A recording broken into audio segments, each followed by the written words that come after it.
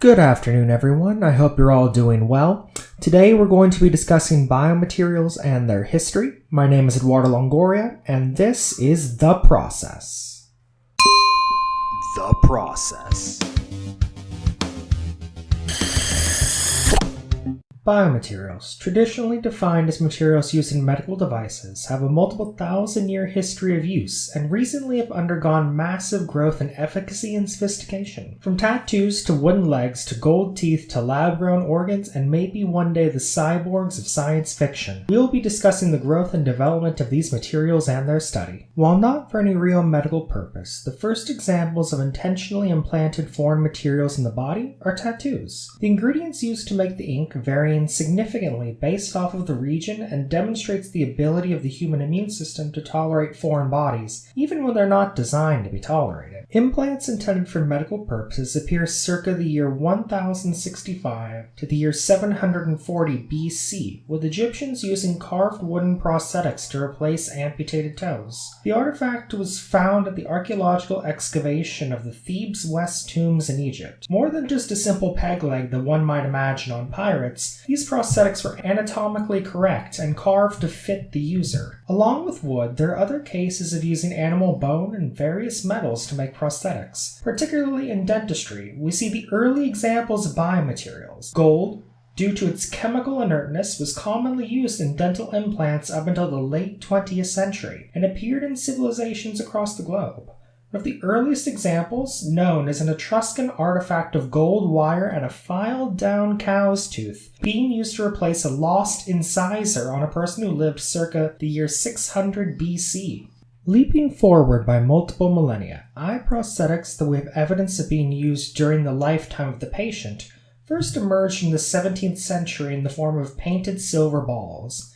This eventually evolved into the glass eye of the 1800s. While gold and silver and glass are bioinert, non-reactive to the human immune system, the advent of high-quality and chemically pure glass allowed for much less expensive and more comfortable prostheses, because both gold and silver are relatively heavy, dense metals, and while they were bioinert, they were able to cause a lot of pressure on the inner eye socket, and so weren't comfortable to wear for a long period of time. In the early to mid-20th century, the creation of plastics and other polymers opened the door for a much wider variety of biomaterials and applications. Along with increased understanding of biocompatibility and the standardization of sterilization practices, these new materials offer doctors a way to make much smaller and more delicate implants. 1939 had the first academic inquiry into the biological reaction of blood vessels to being wrapped with cellophane. Cellophane being a new plastic at the time derived from cellulose. This cellophane, while able to hold the blood vessels together,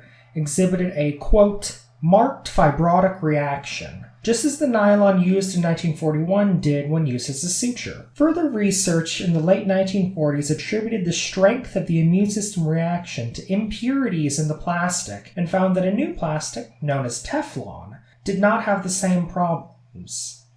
As time progressed and the 1960s came about, materials arose designed specifically for biomaterials applications.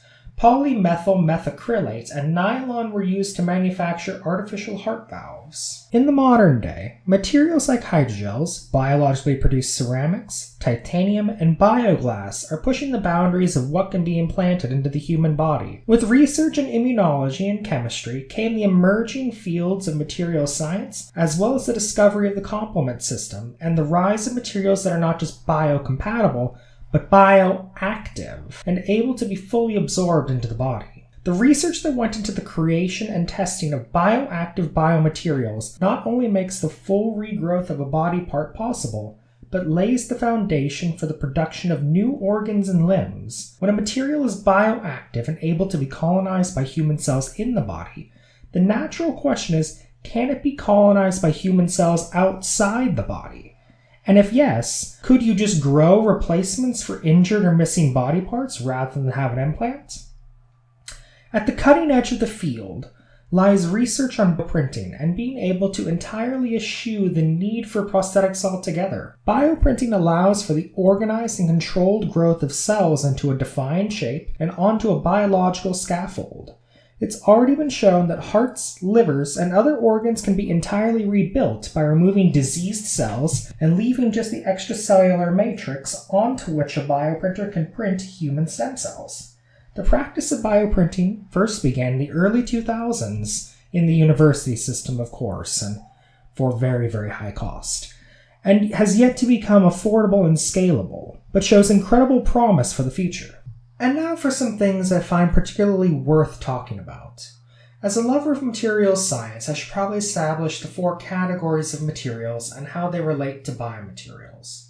So you have your 4 categories: metals, ceramics, polymers, and composites. So the first 3, you can break down any materials that you're likely to interact with on Earth into one of those 3 categories, and composites are going to be combinations of the previously mentioned 3. While biomaterials is a nice term, and it isn't a nonsense term, it has real information behind it, it isn't really a term in materials science, because any biomaterial is going to be able to fit within one of the first 3 categories. Hydrogels are going to fit within polymers, hydroxyapatite or any sort of bone graft is going to fit within ceramics, and metals are, metals. Your titanium hip replacement is made from titanium, a metal. But in any case, the biomaterials aren't a magical 5th category, but the term does still carry weight. So I'd like to talk about just some biomaterials I find incredibly interesting that are on the cutting edge of science today, and that we can really see coming into vogue and being particularly useful, particularly present in the world that we can see in the next 10 years or so, hopefully coming into common use. So in my case, I take particular interest in polymers in the form of hydrogels and ceramics in the form of hydroxyapatite. So hydrogels, in the most general sense, are water-based gels made from long-chain polymers suspended in that water. Depending on the organization of these polymers, these hydrogels can be stiff or flexible, respond to a wide variety of stimuli, and are very compatible with the human body, and can support the growth of human cells in the body or in the lab. Because of their ability to respond to a wide variety of stimuli, including electrical charge, research is currently going into using these hydrogels as batteries to power other implants in the body, and even to make more lifelike robots that can flex and bend because they're made out of hydrogel. Not only that, but there's ample research on making polymer composites into hydrogels to create even more versatile and durable materials. Conductive hydrogels like polyaniline, polypyrrole, or polyethylene glycol can combine with cellulose, chitosan, or even graphene to make hydrogels that can conduct and recover from repeated mechanical stress and strain. So if a human being wanted to have electronics inside of them that wouldn't have the risk of rupture or immune system rejection, they could have their cybernetics made with these composite hydrogels and not deal with the risks associated with inserting more traditional electronics into the body. Hydroxyapatite is the bioceramic that makes up human teeth and is now being investigated as a means to regrow bone in the case of recovering from grievous injuries. This bioceramic can be grown in the lab as well as taken from the patient's own teeth and used as a scaffold into which new bone cells can grow. Thank you very much for your time, everyone, and I hope you found this process to be enjoyable. Have a great night.